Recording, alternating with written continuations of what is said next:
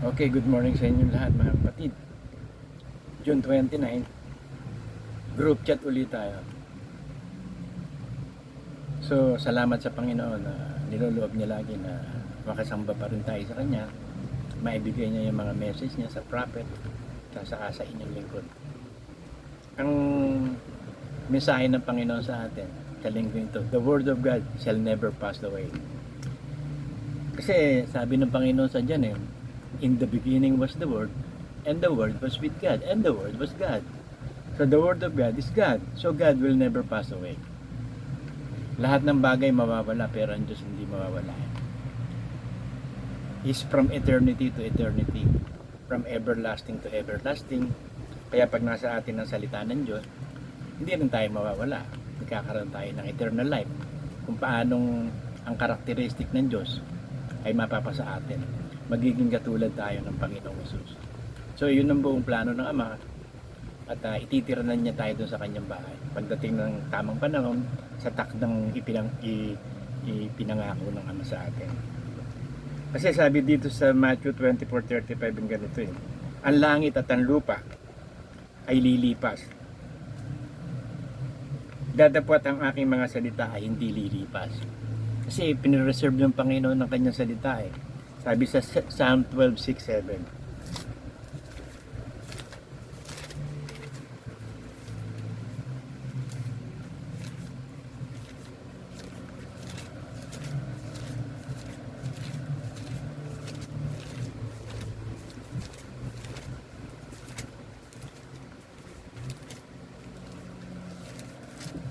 Psalm 12:6-7. Ang mga salita ng Panginoon ay mga dalisay na salita, na gaya ng pilak na sinubok sa horno ng lupa, na makapitong dinalisay. Iyong iingatan sila, O Panginoon, iyong iingatan sila mula sa langit ito magpakailanman. Kaya pinireserve ng Diyos ang ang Word of God from generations to generation. From the time of Moses, nung ipasulat ng Diyos sa kanya ang Genesis, yung first 5 books, pinasulat yun ng Diyos sa kay Moses na isulat niya yun. Sumunod na doon yung mga patriarka, mga prophets, ipinasulat lahat ng Diyos yun. Hanggang sa dumating ang panahon na bumaba na ang Panginoong Hesus, nag-preach siya ng gospel, hanggang sa nung mamatay siya, umakyat siya sa langit, ipinireserve pa rin ng Diyos ang lahat ng salita through the apostles. Ito sabi ng Diyos sa sa 7 ng Psalm 12:7. Iingatan mo sila, Panginoon, yung kakainat mula sa langit ito magpakailanman. So forever na preserve ng Diyos yun. Kaya ang salita ng Diyos sa atin, binigay sa atin, gumawa ang Diyos ng authority kay King James Version, na iyon ang inspired of God, na mga books na dapat natin batayan, magagamit sa pagtuturo, magagamit sa pangangaral, sa pagtutuwid, magagamit natin yung Word of God na inspired by God. Kasi meron mga words of the Bible na hindi inspired by God, tulad ng Apocrypha. Ang ibig sabihin kasi nun, hidden books Nung isulat yun, from the time, silent years, hindi gumawa ang Diyos From the time of Malakay hanggang sa na naging slave sila sa Egypt. So walang dumating na naglabasan niya mga libro ng Apocrypha. Kaya hindi inspired by God yan. Hindi naman siya kumilos nung panahon na yun Kasi 400 years silent ang Diyos 430 years na naalipin sila sa Egypt Silent ang Diyos doon. So hindi natin pwedeng batayan yung Apocrypha. Yung inspired by God lang na ibinigay ng Diyos kay King James. Pumili si King James ng lahat ng mga scholars ng Bible noong araw para bumuo at magsaliksik, maglimbag ng salita ng Diyos from Hebrews to Greek, inilagay niya sa King James Version. Kaya yun lang ang ating magiging batayan. Pinireserve niya nga sabi niya sa Jeremiah 1:12.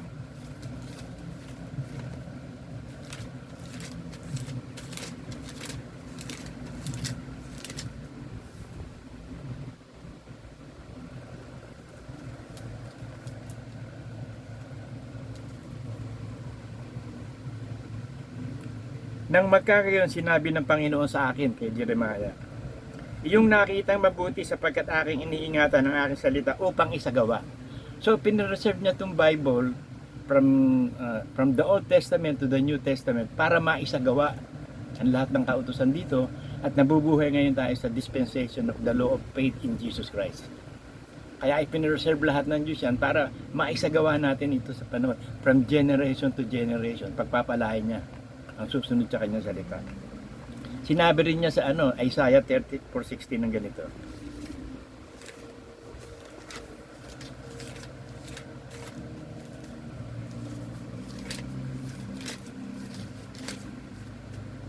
Inyong saliksikin sa aklat ng Panginoon. Inyong basahin, kahit isa sa mga ito hindi magkukulang.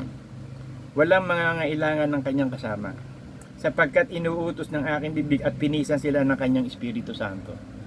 So, pinisan ng Diyos ang lahat ng Word of God. Ang Holy Spirit ang nagpinsan yan, iginay, para maipreserba, para maisagawa natin. Kahit ito sa generation na to, napatay na ang Panginoong Hesus, nandiyan pa rin ang mga salita na ibinigay sa mga apostol, isinulat sa mga epistles ng apostol, sa mga gospel ni na Matthew, ni na Luke, si John, tapos ibinigay din kay John yung revelation. So lahat ng salita ng Diyos na ito, inspired by God ito. So hindi mo pwedeng dagdagan o bawasan ito. Ipinreserve ng Diyos ang lahat ng inspired books of the Bible para maisagawa natin. So hindi lang yung sinasabi dun sa Revelation mapalad ang bumabasa at nagsasagawa ng mga kautosang ito, sapagkat yun na nga sinasabi doon na hindi lang naman revelation ang tinutukoy ng Diyos doon buong inspired books of the Bible. Kasi yung revelation at ibang mga salita ng Diyos, inspired yan So hindi ka pwede mag-alis ng kahit ano dyan. Iningatan nga ng Diyos yan, lahat ng salita ng Diyos yan para sa atin, para maisagawa. Sabi din ng Diyos sa Psalm 12:6. Psalm 12:6.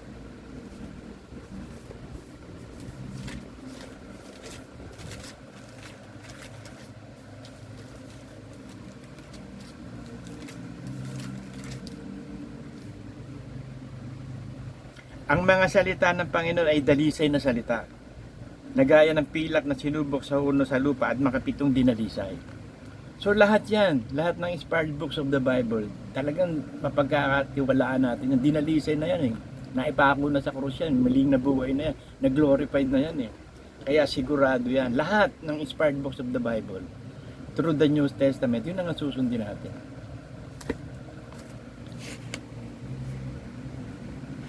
Luke 1:37.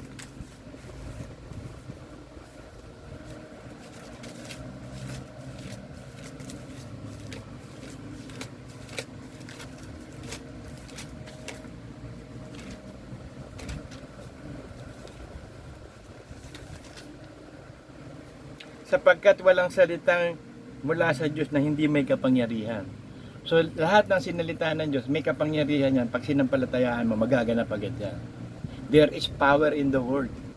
Kasi Diyos yan Ang Diyos is powerful today, yesterday, and forever Powerful siya anytime. Kaya pag pinanampalatayaan mo ang salita ng Diyos, kikilos agad siya yan. True faith in Jesus Christ. At hindi pwedeng hindi magaganap ang salita ng Diyos. Walang salita ng Diyos na hindi may kapangyarihan. Lahat ng salita ng Diyos makapangyarihan. Sabi sa Hebrews 4:12.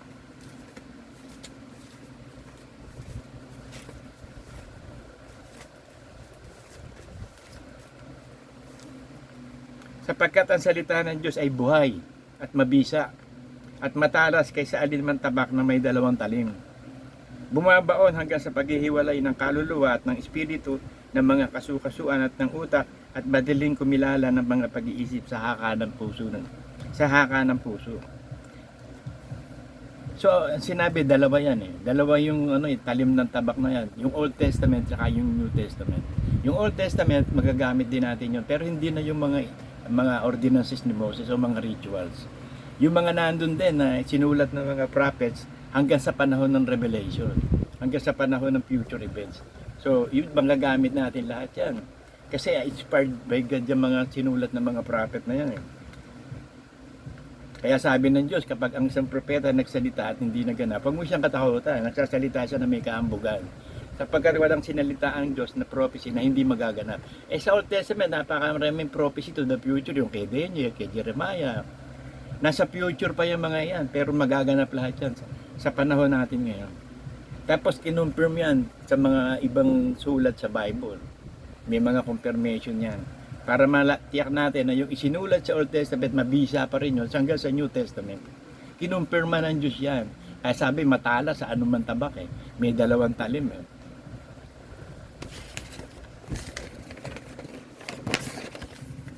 Sabi naman sa Psalm 18:30 ang ganito.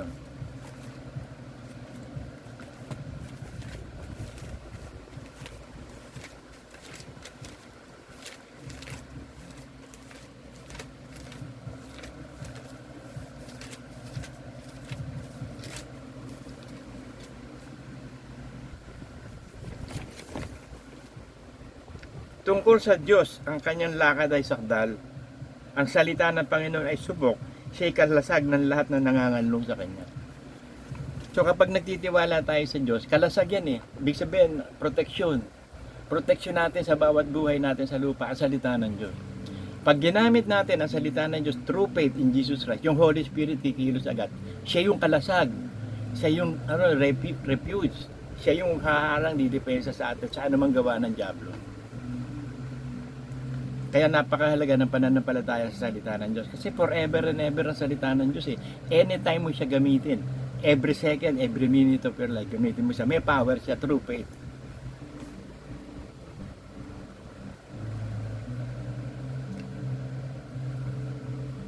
Ang proteksyon ng Diyos matindi. Sabi niya sa Exodus 23:22.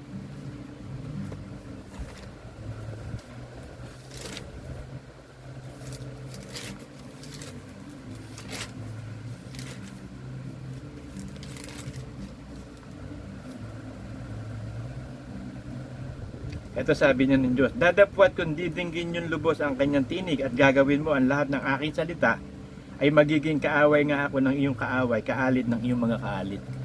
So pag may umaaway sa atin, kapag sumusunod tayo by faith in Jesus Christ, ang kalaban natin, kalaban na ng Diyos. Ang kaaway natin, kaaway ng Diyos. Kaya if God is with you, who can be against you? Kasi pinangako ng Diyos yan, ang salita niya talagang forever and ever. Sinalita niya to sa Old Testament, sa Exodus. Pero proven niya to the future up to this generation sa atin. Kaya kaya sabi ng Bible, kapag may umaaway tayo, kumakalaban sa atin, yun ay tanda ng kanilang kapahamakan at yun naman ginagawa nila sa atin, tanda naman ng pagpasok natin sa langit. Kaya sinasabi, magala kayo, kayong may inuusik sa inyo yung kaharian ng langit. Kasi pag inuusik ka, ang inaaway nila ang Diyos. Di ba yun yung sabi ni Pablo? Sabi ni Jesus Christ kay Pablo, bakit mo ako inuusig, Pablo? Sumisipa ka sa tulis ng sibat. Kasi pag sinasaktan niya ang mga anak ng Diyos, ang sinasaktan niya si Kristo. Kaya sabi ni Kristo, bakit mo ako inuusig? Samantala ang inuusig niya, mga anak ng Diyos, di ba? Eh katawan yun eh. Pag inuusig mo yung ulo, inuusig mo yung katawan. O yun. Kaya nagbigay ng revelation ng Panginoong Hesus kay Pablo. Puro great revelation ang naibigay niya kay Pablo at kay John. Yan dalawang apostol na yan ang malalalim at matitinding revelation ng Panginoon. At mananatili, matatapos lang yan when the perfect is come. Sabi sa 1 Corinthians 13. Kasi habang nasa lupa tayo, napaka-effective ng salita ng Diyos sa mga anak niya eh. Pero kapag ligtas na tayo, nasa langit na tayo, tapos na. Tapos na rin yung mga yan, sabi sa 1 Corinthians 13. When the perfect has come, di pa naman dumarating ang perfect eh. Pasensya na kayo, ang Bible ko dikit-dikit eh. 1 Corinthians 13.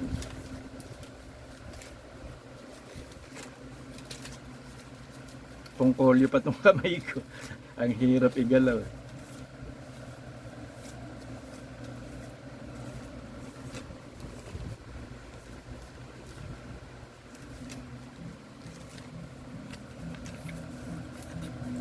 One Corinthians 13 9 up to 13. Sapagkat nakakakilala tayo ng bahagya at nakakahula tayo ng bahagya. So kakarampot lang, kaunti lang yung ano natin, kaalaman. Pati yung mga propesiya, kaunti lang.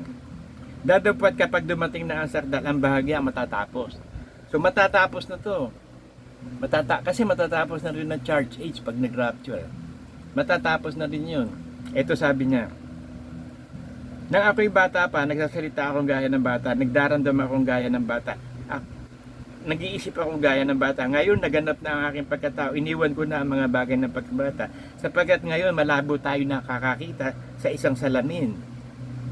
Ngunit pagkatapos, makikilala natin sa mukhaan. Ngayon, nakakakilala tayo ng bagya. Ngunit pagkatapos, ay makikilala ko ng gaya ng pagkilala ko.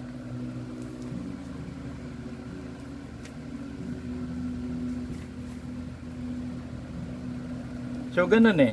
Kasi hindi na natin kailangan sa langit yung karunungan o kaalaman tapos na o kapahayagan na Nasa langit na tayo, kasama na tayo ng Diyos Kaya sabi, ang pagsasalita sa iba't ibang wika titigil. Ang karunungan mawawala Ang kaunawaan mawawala na. Sapagkat perfect na Katulad na tayo ng Diyos Hindi pa natin kailangan. Lahat ng bagay nasa atin. Lahat ng karunungan ng Diyos, kaunawaan ng Diyos, lahat ng bagay sa Diyos nasa atin Kaya nga magiging katulad tayo ng Diyos. Katulad lang ng Diyos. Sabi sa Psalm 82. Hindi naman yung pagka-Diyos ng Ama o pagka-Diyos ni Kristo Yung mga karakteristik ng Diyos sa Ama at kay Kristo, nasa sa atin na rin yan. Kaya kung tawagin na rin tayo mga Diyos Kasi nasa atin na karakteristik ng Diyos. At ang isang karakteristik ng Diyos, yung eternal life. Forever and ever. Kaya meron tayong eternal life, forever and ever. Kaya sabi niya dito O Diyos, ang Diyos ay tumatayo sa kapisanan ng mga Diyos. So ibinilang na tayo ng Diyos na mga Diyos. Kaya tumatayo na sila, ang Ama at si Kristo, sa kapisanan ng mga Diyos. Kasi ang Diyos, ang anak ng Diyos, Diyos, di ba?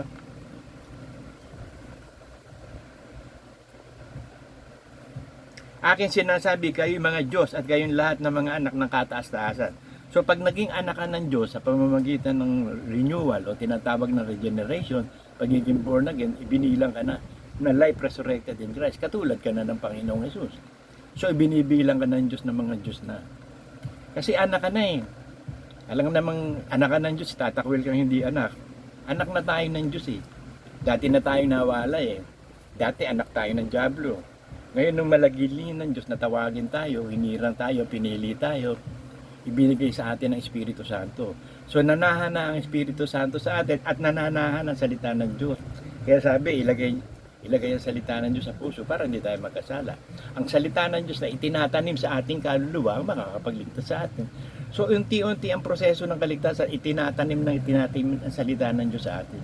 Kasi napakaraming kautusan ng Panginoong Hesus sa New Testament, susundin natin lahat yun. Sa bawat isang masunod mo, tinatanim sa kaluluwa mo yun. So nag-iipon ka ng kayamanan. Kaya sabi, huwag kayo mag-ipon ng kayamanan na nananakaw lang sa lupa, na inuubos ng mga tanga o mga insekto. Mag-ipon kayo ng pagkain tumatagal habang buhay, in eternal. At ito ang salita ng Diyos. Ito yung susunod sa atin Sa langit, ang ating mga luha susunod Sa langit ang sinasabi Nasa Revelation 14:13 yata yan. Tignan natin.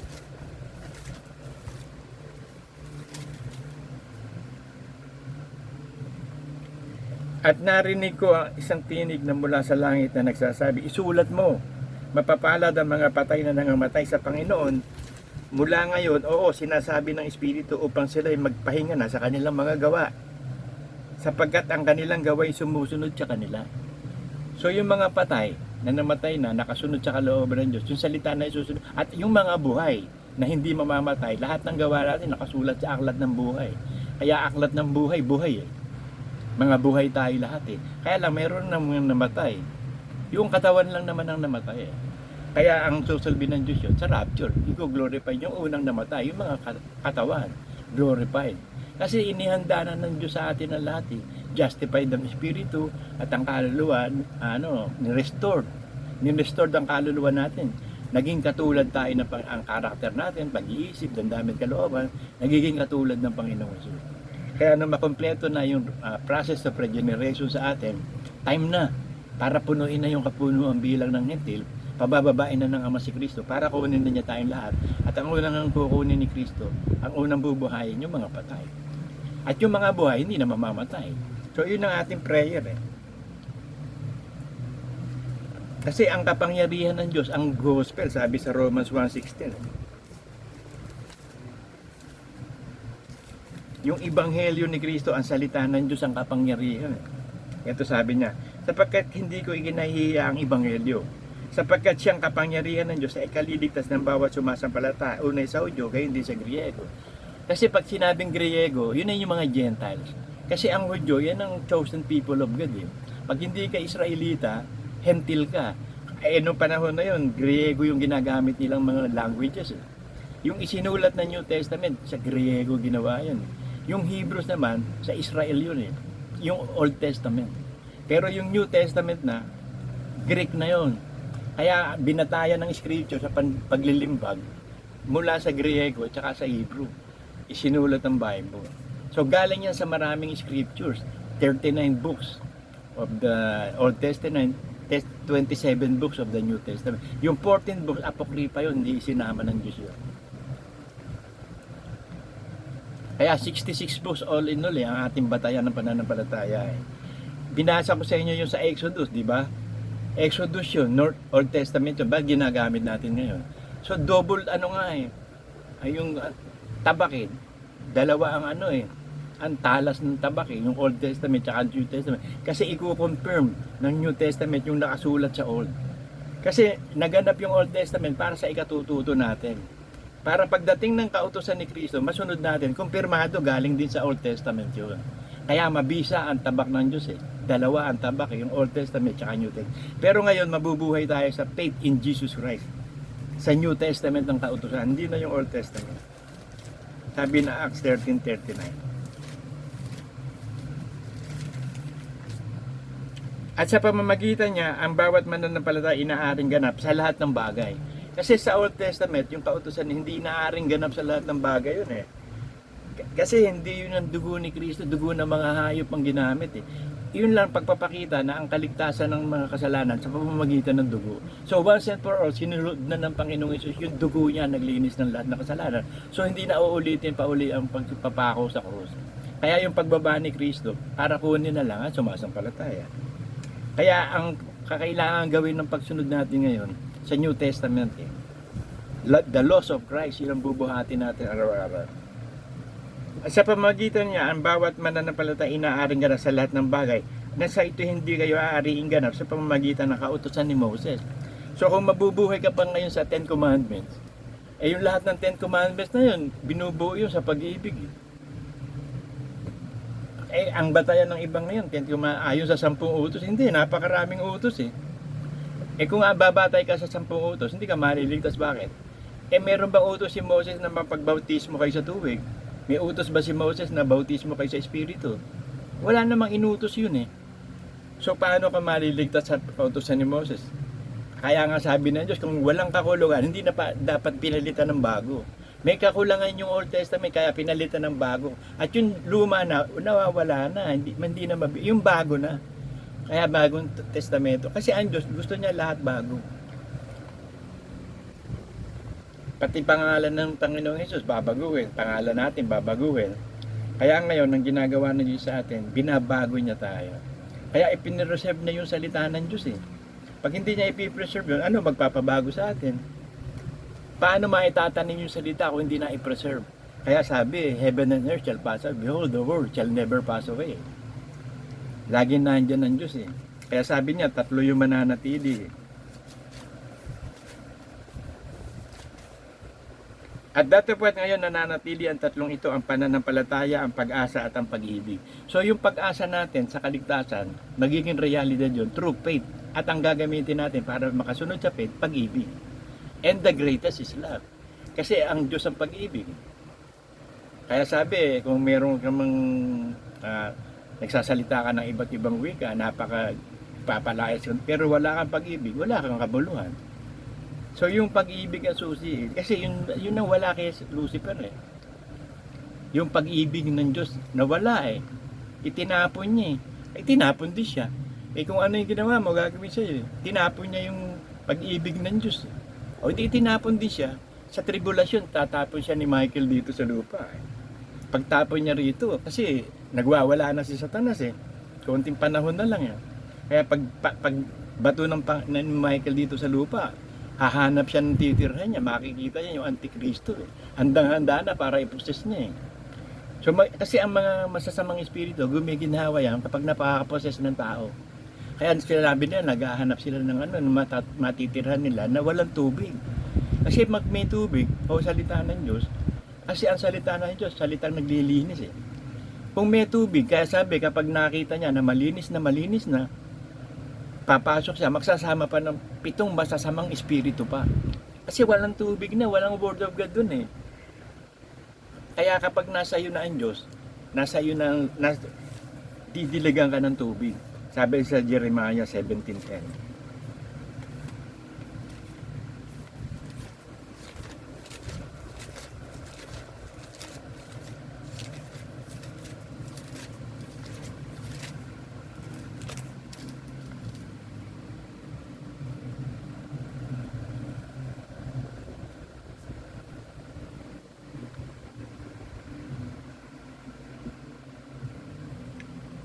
Pero umpisahan natin sa Jeremiah 17:7 para makita natin kung gaano tayo kapalad. Mapalad ang tao na tumitiwala sa Panginoon at ang pag-asay sa Panginoon. So, pag nagtitiwala tayong lubos sa Diyos, ibig sabihin nagtitiwala tayong lubos sa salita ng Diyos. So, napakapalad mo kung ang pagtitiwala mo, pananampalataya mo nasa salita ng Diyos. Sapagkat siya magiging parang punong kahoy na itinanim sa tabi ng tubig. So, ibig sabihin, lagi kang puspos ng Espiritu Santo, puspos ka ng salita ng Diyos. At nag-uugat sa tabi ng ilog. Kasi ang tabi ng ilog, nag-a-absorb yung ugat eh. Humihigop ang ugat eh. Pag kung nasa ilog ka, maraming tubig doon, hihigop yung ugat mo. Kaya ibig sabihin, binigay ang Holy Spirit sa atin, the source of life, the source of the Word of God. Kaya laging ang ugat natin nasa Holy Spirit eh. Humihigop lagi ang ugat natin ng tubig sa tabi ng ilog. At hindi siya matatakot pagka ang init dumarating. Kahit ano pang temperature change dyan, kahit ano pang global warming dyan, kahit mainit, malamig, hindi tayo natatakot kahit anong panahon. Kundi ang kanyang dahon ay nagiging sariwa. So patuloy pa rin tayong malakas kahit anong sitwasyon. Katulad ngayon may nagaganap ng mga giyera sa Iran, sa Israel. Hindi tayo dapat magbagabag dyan kasi tayo nakatayo sa tabi ng ilog eh. Puspos tayo ng Espiritu Santo at ng salita ng Diyos. At hindi mababalisa sa taon ng pagkatuyo o maglilikat man ng pagbubunga. So laging may bunga tayo. Kaya sabi ng Diyos, humayo kayo eh at manatili ang inyong bunga. At anuman ang inyong hingin sa akin, ipagkakalob nyo sa pamamagitan ng Ama. Kaya sabi ng Panginoon sa atin, basahin na lang natin yan. John 15:16.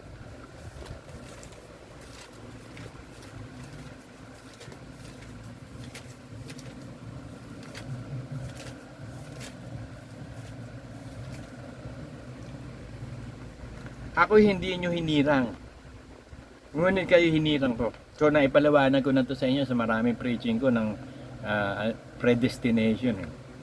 At akin kayong inihalal upang kayo magsiyawan at magsipagbunga at upang manatili ang inyong bunga. Kasi pag hindi na natili ang bunga, ano saysay ng puno?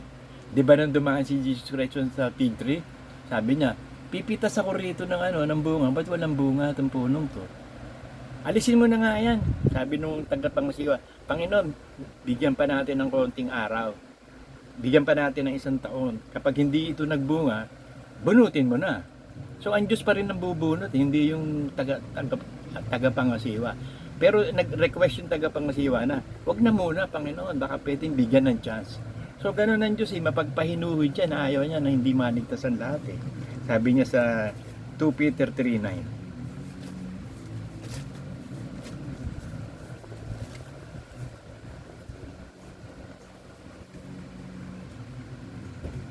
Hindi mapagpaliban ng Panginoon tungkol sa kanyang pangako. Nagaya ng pagpapalibang ipinapalagay ng iba. Kung hindi siya'y mapagpahinuhod sa inyo. Ibig sabihin mapagpahinuhod, long suffering, mahabang pagtitiis ng Diyos ang lahat ng tao.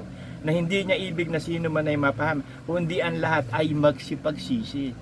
So kalooban ng Ama, ang lahat magsipagsisi. Kaso hindi nga magsisisi ang lahat, pero iba na walang pananampalataya eh. 1 Timothy 2:4.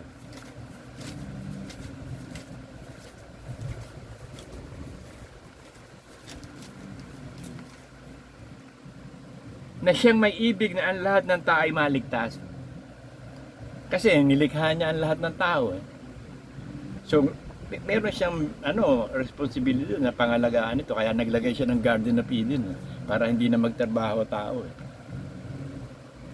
Hindi naman gusto ng taong gawin siya eh. Ang Diyos ang kalooban nun. So, meron siyang responsibility na gawan ng lahat ng para maligtas.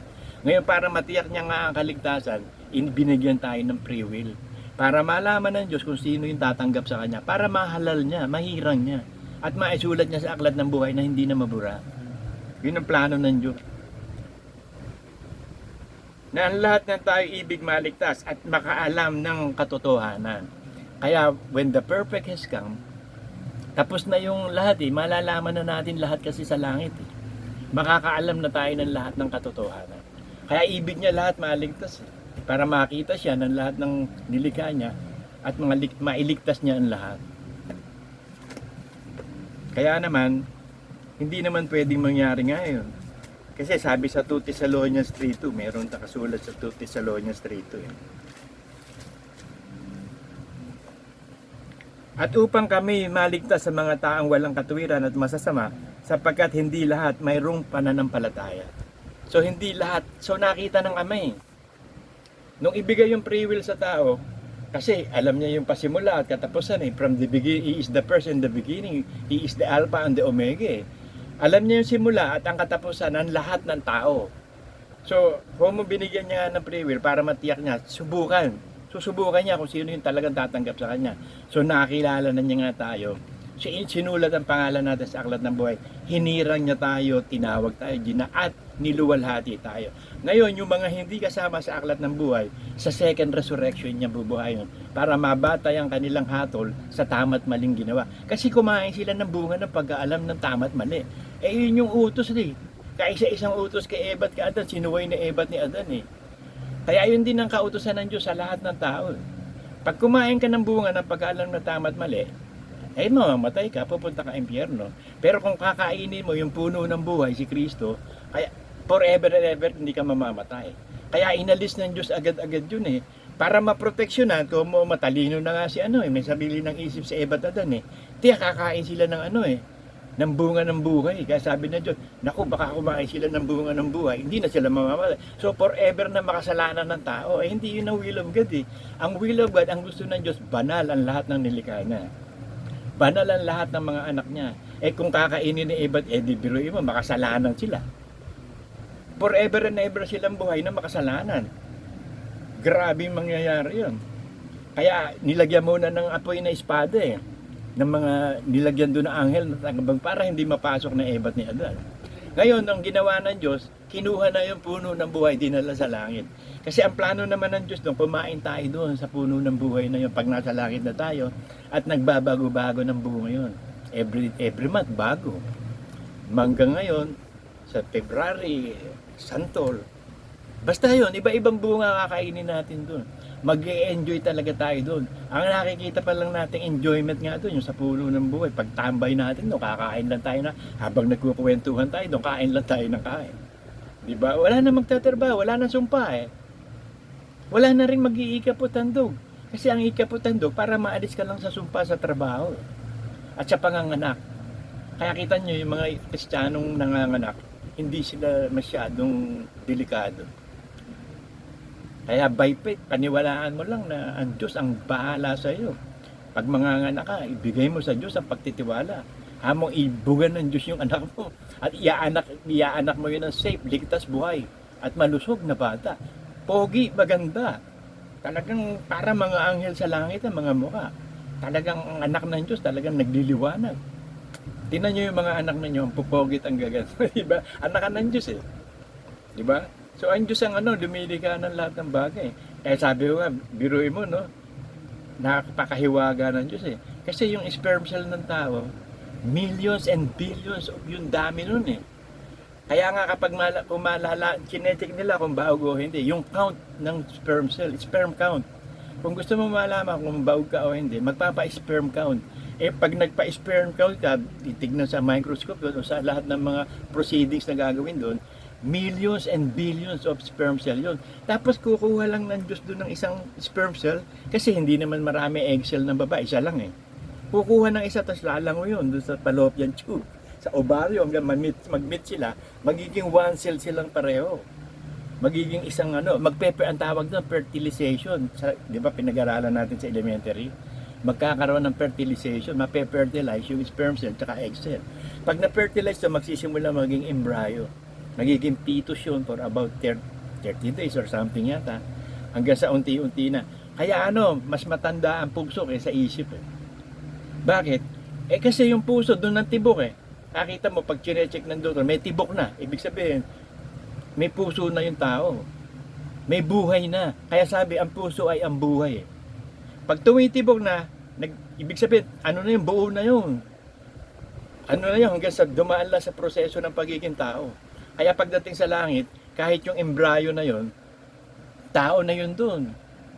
Tao na sa langit yun. Yung mga batang maliliit, kahit maliit sila, pagdating sa langit, magiging katulad tayo ng Panginoong Hesus. Kasi ang Diyos hindi siya nagtatangi eh. Alam nga naman yung iniligtas niya ng binata at yung iniligtas niya ng fetus tsaka ng bata, iibay niya. Hindi, ganun pa rin yun. Magiging katulad tayo lahat ng Panginoong Hesus. Hindi siya nagtatangi. Yung tatanggapin na, di ba nangyari yan doon sa labor? Yung sinabi nila, sige, humakot nga kayo na magtatrabaho dito sa aking bukirin. Tapos sila, naghakot sila. Tapos nung ang kontrata, isang araw, 1 denaryo. Ngayon, nung magswelduhan na, yung nagtrabaho ng matagal, 1 denaryo binigay. At yung nagtrabaho ng kakarampot na oras, 1 denaryo din. Nagre-reklamo, ba't ganun? Ang tagal namin nagtrabaho. Bakit 1 denaryo? Ito, ngayon lang nagtrabaho. Di ano ba ang usapan natin, di ba? Ang usapan natin, 1 araw, 1 denaryo. Count na yun, pag nagsimula yung oras na yun, 1 araw na yun eh. Parang sa pawn shop, di ba? Yung 1 araw mo, 1 buwan na yun eh. Counted na ng 1 buwan yun. Yun ang usapan, bago ba usapan, hindi tigil sila, hindi sila kapag-reklamo. Kasi meron nauuna na nahuhuli, may nahuhuli na nauuna. So mahuli ka man mauna, papasok ka pa rin sa langit. So, para sa marathon, bakit tumatanggap sila ng The Finisher? T-shirt na The Finisher. Di ba? Kasi hindi naman kailangan mauna ka doon na first prize kaya ang tapusin mo yung landasin. Finish the course. Kaya sabi ni Pablo, I have finished my course. Nagawa ko na ang aking takbuhin. Ngayon na inihintay ko na lang ang bibigay ng Diyos sa aking gantimpala. I have finished my course. I have fight a good fight of faith. Ang tagal nun eh. Apostol sila, di ba basahin natin yung 2 Timothy 4:7.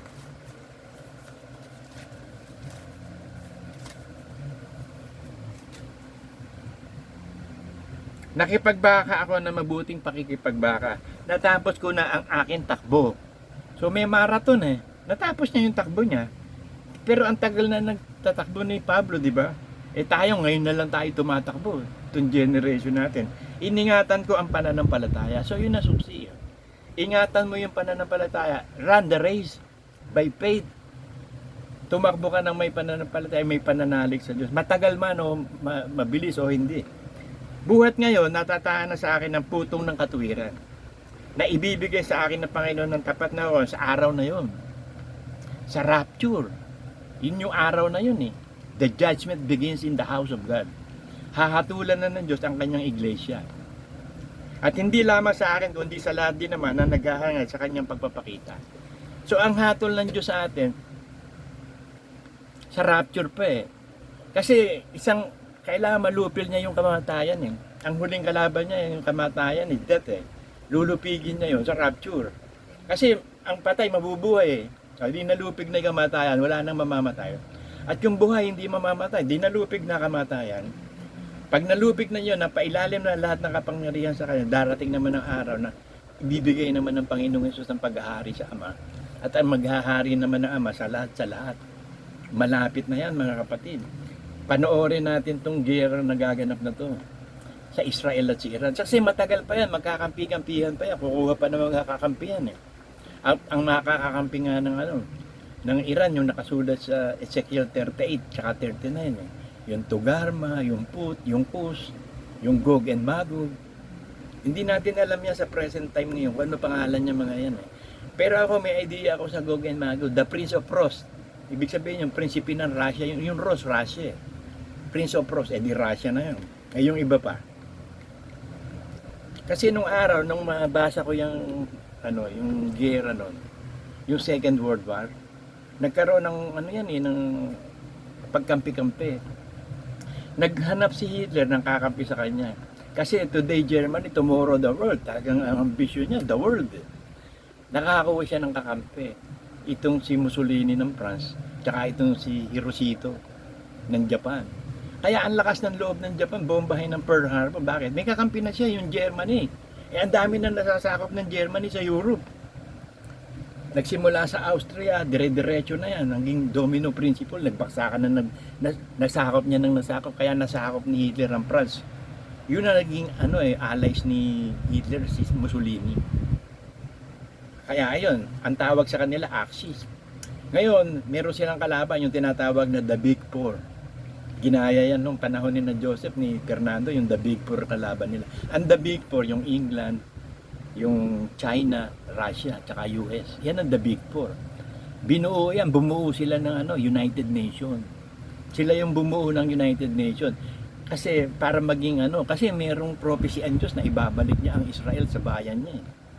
Pumalat pero ibabalik niya. So ginamit niya yung The Big Four para yun ang magdesisyon na gagawing state ng ang Israel ng 1947. Naging state of Israel na. So marami ng libu-libong Israel ang nakabalik sa Israel. Ayan, kaya ang lakas-lakas ng Israel. Suportado. Yung Axis talo ng talo ng allies. Kaya nagkaroon ng repatriation ng Germany, bayad siya sa lahat ng mga mga bansa, repatriation taxes binigay niya. Ay ngayon naman, kukuha ng koalisyon o allies ang Iran. Tingin ko ang makukuha niya, kasi kita na natin yung mga rebelding bansa sa pamumuno ng mga presidente. Russia, China, North Korea, o yan, matitindi, at saka yung Libya. Di ba yan ang mga rebelding bansa, makukuha yan ng Iran. Koalisyon nila yan. Pag nabuo na yan, sabi ng Diyos sa Sikaraya, titipunin ko ang lahat ng bansa laban sa Jerusalem. At ang Israel, ang Jerusalem masasako. At lolooban ng lahat ng bahay, nanakawan ng kayamanan, at ang mga kababamihan dadahasin. Ibig yan, re-rape yan. So yung iba, yung kalahati ng Israel, bibibihag, yung kalahati tatakbo. So may remnants na matitira. Ang Israel, yung remnants na yung ititira na para sa atin. Ang dami natin ng araw pero yung remnants ng ililigtas. At salamat sa Diyos, sana tayo yung remnants na yun na natira talaga. So hindi pa rin natin kung may iba pa rin natira talagang remnants ang LCJ na kahit pa nasa labas, kahabagan sila, kaahawaan sila. Ayun ang prayer ko dun sa labas kay Chaldi. Kasi ang iglesia natin ngayon, Las Piñas at Palatil. Yan ang legitimate na church ngayon ng LCJ, ACLJ na. Ngayon sa labas natin, meron dyan mga kahabagan ng Diyos, kaawaan ng Diyos, na sana'y kahabagan at kaawaan, iligtas din. So, ganun din yung mga remnants nun Kahit nga sa millennium period pag naubos na ng Panginoong Jesus, ang ang lahat ng mga kalaban niya, mayroong remnants na ililigtas niya, pero uutusan niya mag-worship. Uutusan niya mag-worship sa Jerusalem. Pag hindi niya worship, walang ulan. Sabi sa Sekaraya 14:16.